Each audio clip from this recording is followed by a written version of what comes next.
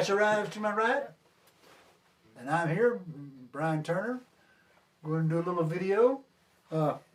Asher and I had more than a few discussions about music, and of course I've got a few years on him. I'm 66 years old, he's 13 years old, so we certainly have two different perspectives of music. But you'll be surprised how much we agree on. Conversation we'd like to have today, we've talked about it before, but we think it's worth talking about, is about the music of his generation and the music of my generation. I always say, I know that people feel like the songs of their youth is the greatest music of all time. Everybody is nostalgic about the music they grew up with. I know that that's probably true. However, I would like to make the argument that I would say from the 1964, when the Beatles were on the Ed Sullivan Show, until 1974, I would say that decade of music was a renaissance and probably the greatest era of music in probably the last 100 years. Now I know people would argue that swing era was great, and it certainly was, and so forth. But there are so many albums that are just classic that came out between 1964 and 74. I mean, you can come up. I have a friend, Martin DeVore. We had this discussion before, and he listed the great albums, and he came up with hundreds of them. You know, it's like not a few, but hundreds of them. So my question to Asher is the music that I grew up with better than the music that you have grown up with? I'll turn that over to you. Yeah. So first, let me say they're both very different. Mm-hmm. Yet the newer ones influenced a lot by the music of your time. But I would say I enjoy your time, like the 60s. I don't think the music today will be around in the next 100 years. Like, people aren't going to listen to that one as much. Like, I'm pretty sure the Beatles have more monthly listeners on Spotify than most of the Billboard artists. Mm-hmm. And they came out 60 years ago. Yeah. So, I would say there's definitely even a bit of nostalgia that keeps them going with older people, but also when the older people introduce the newer people or younger people like me, you as George Martin said once, you don't tell a child or teach a child to love the Beatles. You just merely expose it to them, and they'll take it on from there. Which was definitely true in my case. My grandfather showed me the Beatles, and I rocketed off. I love them. But I can think of, as he said, I can think of a bunch of albums from the 60s that will still be around later. I can't really think of a lot of albums that would come 100 years still be prominent. I challenge you, if you can come up with 5 albums post 2000 that you think will be around in the year 2100 or even 2050, I would like to see those, because there's not really many of them. Why? That's a very good point. Yeah, if you're out there just writing our comments, you can come up, because it might be that there's some stuff that we haven't heard, and you're returning us on to something great, you know? Because I know that happens sometimes. Being a guitar teacher, sometimes my student will bring something, and I go, oh, this is really cool. But honestly, most of my students bring in old stuff. Yeah. Yeah. You can continue if you. An artist, I think, will be around longer than the rest, even though he still won't be around as long as John Mayer, because he is so inspired by everything else. Yeah. You can hear Jimi Hendrix, the Beatles, Stevie Ray Vaughan, and all of his records. Yeah.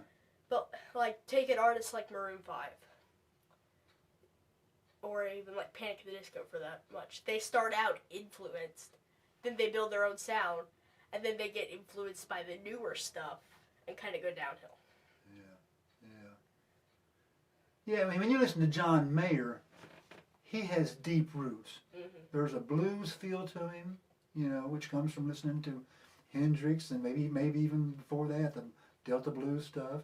He's got that kind of an Eric Johnson rock type thing too, you know, where he's really, you know, studied the rhythm and blues, kind of like a Hendrixy influence, you know.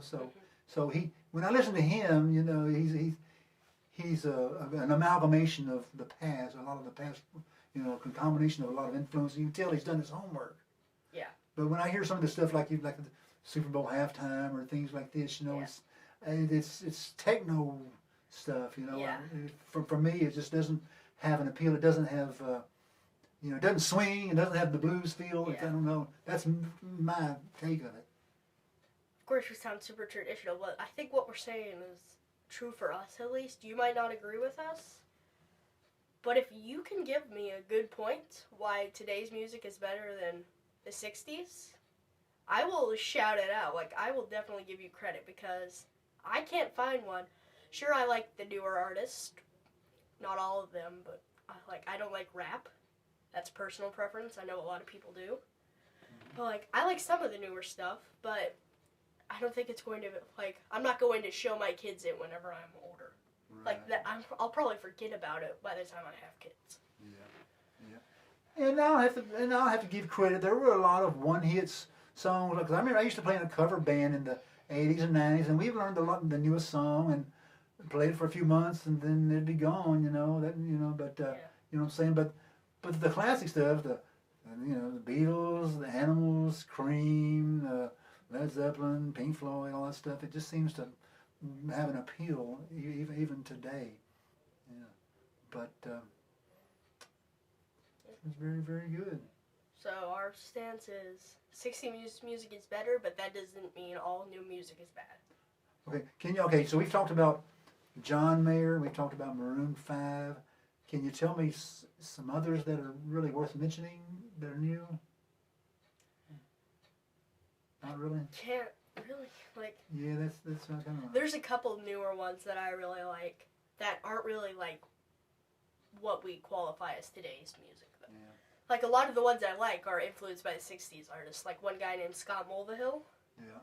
He's all, like, you can hear Beatles in his records, and he's not even a rock. He's, like, I would say, like, kind of a jazz pop thing. He plays upright bass. Yeah. But... What's his name again? Scott Mulvihill. See, there you go. I'll have to check into that. See, I might find something I like. I'm wanting to find new things I like. You know, I mean, I don't want to be looked at as this old fogey that doesn't, you know, not open to new ideas, which I might be that, but I don't want to be looked at like that. You know. Necessarily. So to conclude, I would say that the old music is better. Am I out of line to say that? No. Okay. All right. But if anybody in the comments has an opposing view, I'd really like to have a conversation with you. Like, that's why I have a video, like, having two opposite sides, because we're on the same side here. But I think it would be really interesting to have a video with opposite sides. Yeah. So if anyone's interested. Yeah, make a store thing. Oh well, good. We're about to wrapping it up. Yep. I'd like to encourage you. Asher has his new YouTube channel. It's called Asher Rives, right? Yep. This is going to be on. This is going to be on that, and I have mine. Guitar Lessons by Brian, and we collaborate. We're both content creators, and if you would subscribe or leave comments, we'd be very appreciative. Thank you. But we'll put this on both of our channels. Exactly. So. All right. Y'all have a good day. That it? Yep. All right. Play something as I turn it off. Go ahead. Is it on? I think you turned it down. Oh, here. Go ahead.